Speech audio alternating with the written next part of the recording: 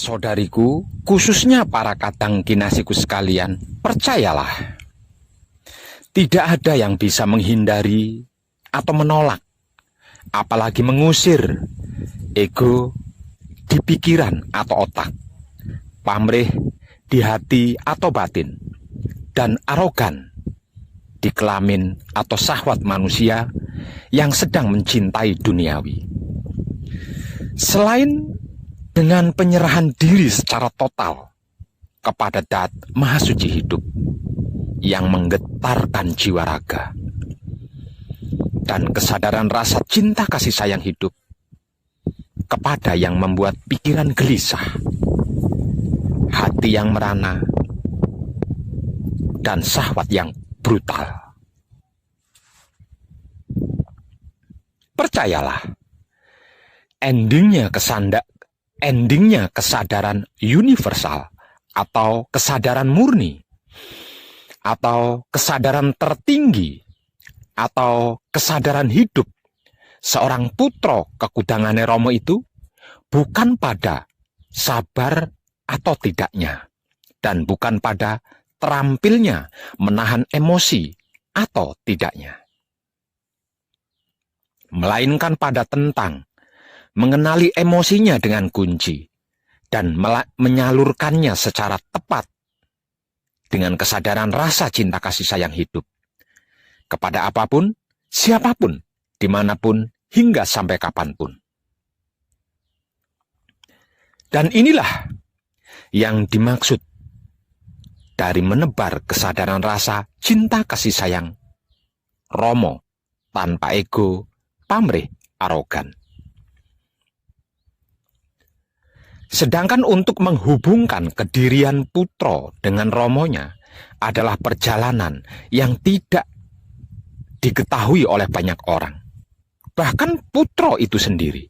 Bahwasanya ketika mata mistik laku spiritual putra terbuka, maka mata fisik manusia tertutup. Sehingganya dia tidak melihat apapun, karena apapun itu tidak ada selain Rama. Masih ingat ketika saya mematikan di saat panjenengan berhasil mencapai puncaknya laku manekung atau laku gembleng? Namun panjenengan tidak melihat Rama, bukan? Itu karena Rama ana ing telenge Rahsanira. Para putra maksudnya. Ada pada kesadaran hidupmu. Jadi, untuk bisa melihat Rama, maka putra harus mijilake Rama. Jeneng sira ingsun mijilake, mula jeneng sira kudu bisa mijilake ingsun. Kadangku, putra kekudangane Rama, orang hebat, orang kuat, orang sakti, orang beriman, orang suci, orang tercerahkan maksudnya. Bukan mereka yang mampu melawan kemauan pikir di otaknya, kehendak batin di hatinya, keinginan syahwat pada kelaminnya. Atau bukan mereka yang bisa menahan kemauan pikir di otaknya, kehendak batin di hatinya, keinginan syahwat pada kelaminnya, dengan sabar atau kesabaran, bahkan dengan wahyu pancalaku sekalipun. Bukan. Sama sekali bukan. Putra kekudangane Rama, orang hebat, orang kuat, orang sakti, orang beriman, orang suci, orang tercerahkan maksudnya, adalah mereka yang bisa mampu mengenali, menguasai, dan mengendalikan kemauan pikir di otaknya, kehendak batin di hatinya, keinginan syahwat pada kelaminnya. Kemudian mampu bisa mengarahkan atau menyalurkannya secara tepat dengan kesadaran rasa cinta kasih sayang hidup kepada apapun, siapapun, dimanapun, hingga sampai kapanpun. Inilah arti maksud dari samu barang tumindak kinantenan sarwa mijil. Dan inilah bagian tertinggi dari seluruh lelaku bagaimanapun dan laku apapun istilahnya. Klimak akhirnya, klimak teguhnya, klimak rahayunya, klimak selamatnya, klimak bahagianya, klimak sempurnanya, dan klimak abadinya. Aku adalah kamu, kamu adalah aku. Namun aku bukan kamu, dan kamu bukan aku. Kalau kamu tidak bisa mijilake aku sebagaimana aku yang bisa mijilake kamu. Para kadang kinasiku sekalian, betapapun pintar dan pandai atau fasih serta lihainya seseorang berbicara tentang keilmuan dalam hal dan bidang apapun, terutama tentang ilmu agama, jikalau masih ada kebencian, sirik, iri, dengki, buli, hasut, fitnah, dan dendam, masih mencari-cari kesalahan orang lain, keburukan atau kejelekan dan kekurangan orang lain, kelemahan orang lain, menilai, mencela, dan menghina, menghakimi, percayalah, sesungguhnya dia masih cetek, masih di seputar angan-angan katanya itu dan ini. Belum benar-benar mengerti, belum benar-benar memahami apa dan bagaimana itu ilmu, dan apa serta bagaimana itu agama yang diyakini dan merasa sudah dimilikinya. Kalau tentang ilmu, jika masih mencari-cari kesalahan ilmunya orang lain, keburukan atau kejelekan dan kekurangan ilmunya orang lain, kelemahan ilmunya orang lain, untuk dinilai, dicela, dihina, dihakimi, kemudian dijatuhkan dan dihancurkan, dan itu mengatasnamakan perguruan atau guru di perguruannya, percayalah, selain itulah orang sombong, arogan, dan jumawa yang berpikir dangkal. Sesungguhnya dia masih cetek, masih di seputar angan-angannya sendiri, yang mempercayai ilmu katanya orang lain dan ini itu. Belum benar-benar mengerti, belum benar-benar memahami, belum benar-benar mengetahui apa dan bagaimana itu ilmu yang dimilikinya. Karena tidak ada satupun guru atau perguruan yang mengajarkan dan menyuruh muridnya untuk melakukan keburukan. Jika sampai ada guru dan perguruan yang mengajarkan keburukan, berarti panjenengan salah berguru ilmu. Dan itulah yang disebut ilmu hitam. Maksudnya ilmu untuk berbuat jahat. Maka berhati-hatilah. Sedangkan kalau tentang agama, jika masih ada kebencian, sirik, dengki, buli, hasut, fitnah, dan dendam, masih mencari-cari kesalahan agamanya orang lain, keburukan atau kejelekan dan kekurangan agamanya orang lain, kelemahan agamanya orang lain, untuk dinilai, dicela, dan dihina, dicaci maki, dihakimi, diajak berdebat, adu argumen, yang ujung-ujungnya menjadi pertengkaran dan perkelahian, bahkan perang, dan itu diatasnamakan agama dan Tuhan di dalam agamanya, percayalah. Itulah mayat hidup yang tidak berpikir walau berotak, tidak bernurani walau berhati. Namanya juga mayat hidup. Edan tenang. Sesungguhnya dia masih cetek, masih di seputar angan-angannya sendiri, yang meyakini katanya orang lain dan itu ini. Belum benar-benar mengerti, belum benar-benar memahami, sehingga belum mengetahui apa dan bagaimana itu agama yang diyakininya. Karena tidak ada satupun agama dan Tuhan di dalamnya yang mengajarkan dan menyuruh pengikutnya untuk melakukan keburukan.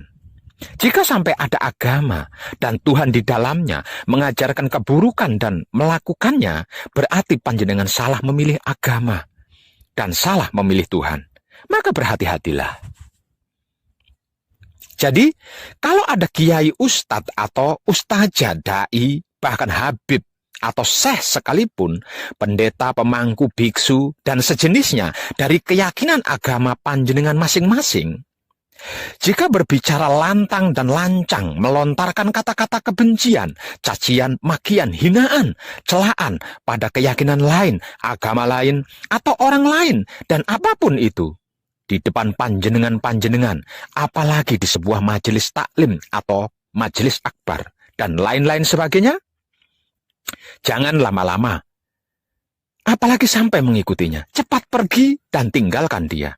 Karena selain dia sedang mendustai panjenengan, dia sedang memprovokasi panjenengan agar supaya panjenengan bisa dijadikan kambing hitam dan korbannya untuk mencapai misi dan visi pribadinya.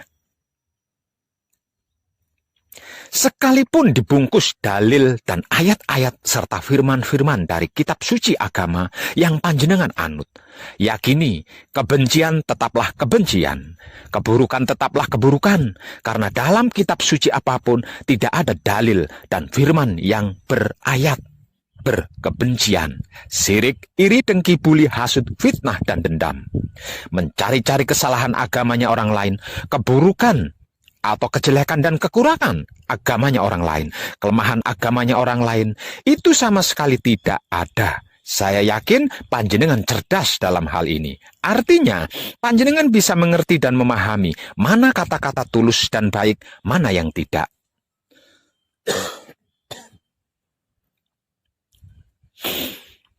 Terlebih lagi jika seorang itu mengaku putra Romo dengan mengatasnamakan namanya Romo, dan kunci dia mencari-cari kesalahan orang lain, keburukan orang lain, kejelekan orang lain, kekurangan orang lain, kelemahan orang lain, apalagi kepada sesama putra Romo. Kepada keyakinan orang lain, termasuk agama, dicari-cari kesalahannya, keburukannya, kejelekannya, kekurangannya, kelemahannya, untuk dihina, dicela, dicaci maki, tanpa sadar di akte kelahirannya, di KTP-nya, di ijazahnya, di surat nikahnya, dan lain-lainnya tercantum agama. Maka, selain itulah orang munafik dan pecundang. Sesungguhnya dia bukan putra Romo. Dia hanya ikut-ikutan demi misi dan visi pribadinya, dan sedang menjadikan panjenengan sebagai korban dan batu loncatan untuk mencapai misi dan visi pribadinya. Maka, segera tinggalkan sebelum panjenengan kemomoran dan menjadi kambing hitam korban misi dan visi pribadinya. Kadang kinasiku, saudara-saudariku, ketahuilah dengan kesadaran hidupmu. Manusia itu adalah makhluk yang terbatas, sedang yang dimaksud Tuhan, apapun sebutannya, adalah bukan makhluk dan tidak terbatas. Jadi, bagaimana mungkin kita sebagai makhluk yang terbatas ini merasa memiliki kemampuan bisa mengerti sesuatu yang jauh dari kapasitas kita, bisa memahami esensi di luar kemampuan kita yang terbatas ini? Kalau ini sampai terjadi, apakah itu bukan ego pamrih dan arogan diri yang sedang bermisi dan bervisi? Coba renungkan dan renungi dengan sadar. Jangan terburu-buru menyimpulkan dulu. Renungi dan renungkan saja dulu. Kira-kira iya begitu? Apa iya begitu? Ini dan disinilah salah satu akar masalah dari masalah-masalah yang tidak manusiawi paling utama, yang sedang tumbuh berkembang di NKRI, yang sama-sama kita cintai ini.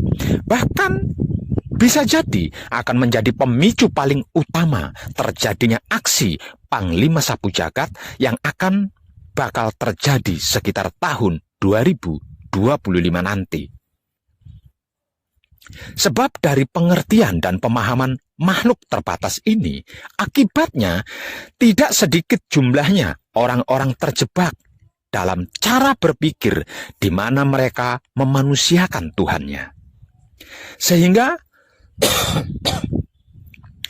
merasa punya hak mendikte kemauan Tuhan, bahkan merebut dan mengambil alih kuasa Tuhan.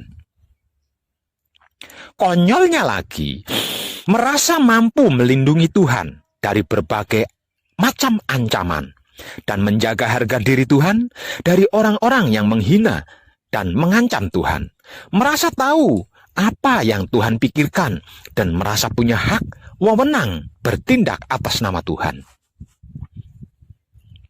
Hingga pada akhirnya, kelemah lembutan pemikiran manusianya dan kesadaran hati nurani makhluk terbatasnya berubah menjadi sifat arogansi dan sikap radikalisme yang berkelakuan tega dan kejam. Membabi buta menghancurkan apapun yang dianggapnya pesaing dan penghalang misi visinya. Inilah bahaya besar yang sedang mengancam NKRI kita saat ini dan sudah terjadi di beberapa titik daerah dan wilayah NKRI kita. Mengatasnamakan Tuhan untuk kepentingan pribadi dengan cara mendogmakan prinsip hidup yang sebenarnya tidak ada di dalam kitab suci agama apapun. Kepada seluruh generasi muda NKRI yang sedang haus ilmu dan masih berdarah panas. Ini adalah akibat dari sebab para guru-guru, para pembimbing, kiai, pendeta, biksu atau bikuni, pemangku, dan entah apalagi sebutannya, yang sebagai pengajar dalam masing-masing agama atau kepercayaan, yang menyampaikan dan mengajarkan kitab sucinya masing-masing agamanya dengan tidak jujur apa adanya, melainkan dengan misi dan visi pribadinya, bahkan politik di dalamnya. Untuk seluruh para guru-guru, para pembimbing, kiai, pendeta, biksu atau bikuni, pemangku, dan entah apalagi sebutan dalam keyakinan agama apapun, kalau mempunyai misi dan visi pribadi, dimohon jangan menggunakan agama sebagai tameng dan mengatasnamakan Tuhan. Masih ada banyak cara dan teknik lainnya. Kalau tidak tahu dan tidak bisa, datang temui Wong Edan Bagu. Nanti saya ajari cara dan teknik mencapai misi dan visi dengan baik dan tepat. Dijamin berhasil dan gratis belajarnya. Jangan korbankan generasi anak bangsa NKRI kita yang tak lain dan tak bukan adalah saudara-saudari panjenengan sendiri, bahkan anak cucu keturunan panjenengan sendiri.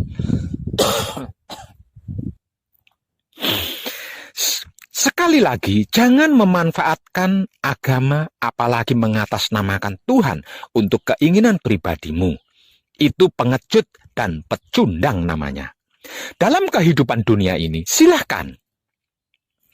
Hiduplah sesuka pikiranmu, tapi ingat kau akan mati. Cintailah apa saja sesuka hatimu, tapi ingat kau akan meninggalkannya. Berbuatlah sesuka kelaminmu, tapi ingat kau akan dibalas. Paling lambat awal tahun 2025 nanti, yang tinggal beberapa tahun lagi loh. Semuanya, segalanya, bahkan seluruh kemunafikan yang mengatasnamakan agama, pecundang yang mengatasnamakan Tuhan, dan para pengkhianat kebaikan akan dihancurkan. Tidak percaya? Awalannya ini sudah terjadi loh. Perhatikan saja di sekelilingmu. Bagaimana keadaan sikonnya orang-orang munafik yang mengatasnamakan agama, pecundang yang mengatasnamakan Tuhan, dan penyuka keburukan yang tidak berkemanusiaan. Perhatikan. Untukmu yang sudah sadar dan bertaubat serta sudah memperbaiki laku diri, kita tunggu bersama-sama puncaknya ya. Kita saksikan apa yang akan terjadi bagi mereka yang tidak segera bertaubat dan memperbaiki laku diri, yang masih hidup hingga tahun 2025 nanti. Namun, tidak mau sadar diri dan bertaubat serta memperbaiki laku. Edan tenan. Tercerahkanlah kita semuanya, dan salam setuhan penuh cinta kasih sayang dari dalam lubuk hati saya, wong edan baku yang paling dalam. Selamat, selamat, selamat, rahayu, rahayu, rahayu, damai, damai, damai tentram. Saya wong edan baku ngaturaken sugeng rahayu lir ing sambikala amanggih yuwana, pinayungan mring ingkang maha suci. Basuki yuwana teguh rahayu selamat. Berkah selalu untuk semuanya tanpa terkecuali, terutama para sedulur, khususnya para kadang konto dan kanti anom serta sepuh saya yang senantiasa direstui yang dat maha suci hidup. Om Santi, Santi, Santi, Om. Wassalamualaikum warahmatullahi wabarakatuh. Terima kasih, terima kasih, terima kasih, dan salam kebajikan. Saat ini, saya sedang berada di Putra Agung Parahyangan, Jagatkarta. Satu-satunya pura terbesar, tempat bersemayam dan pemujaan terhadap Parahyang atau leluhur Sunda Pakuan Pajajaran di wilayah Jawa Barat, tepatnya di kaki Gunung Salak, Ciapus, Kecamatan Taman Sari, Kabupaten Bogor. Tempat di mana Sri Baduga Maharaja, Sang Ratu Dewata alias Prabu Siliwangi moksa bersama dengan hampir seluruh prajuritnya demi untuk menghindari perang dengan anak cucu.